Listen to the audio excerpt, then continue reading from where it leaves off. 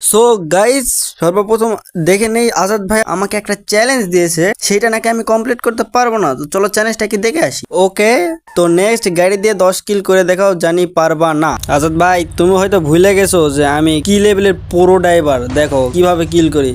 দেখছো, বলেছিলাম না আমি প্রো প্লেয়ার প্রো ড্রাইভার। চ্যালেঞ্জটা দিয়ে ভুল করছো আজাদ ভাই, আমি কিন্তু ফাটায় ফেলে দেবো একেবারে। সে কইতে কি না কইতে আমার একটা কিল হয়ে গেছে অলরেডি। দেখো কি করি, 10 কিল ব্যাপারই না। তো গাইজ একটা কিল হয়ে গেছে, এই লো আরো 10টা, সরি আর একটা। তো এরা দিতে পারলে কি রে ভাই, কিল চুরি আয় হাই। এমনি তো করতে আসি এক কঠিন চ্যালেঞ্জ, যেটা আমি পারি না, মানে সচরাচর কেউ পারে না, সেটা আমি করতে এসেছি। এইভাবে কিল চুরি করলে হবে? আয় হাই, আমার গাড়ি ফুটা দিয়েছে।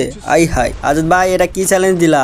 এমনি তো চ্যালেঞ্জ কমপ্লিট করতে পারতাছি না, তার মধ্যে আবার একটা হারামি, মানে সরি একটা এনিমি আমার উপর আবার সেই লেভেলে নির্যাতন করতেছে। আই এম তো শেষ, আই এম ডেড গাইজ। বিদায় বেলা।